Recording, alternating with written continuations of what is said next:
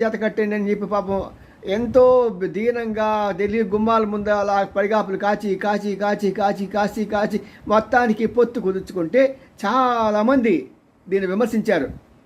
ఎందుకయ్యా బాబు అలా అలా వెంట పడతావు మరి ముష్టోళ్ళలాగా అని చెప్పేసి వాళ్ళ సొంత పార్టీ వాళ్ళే విమర్శించారు.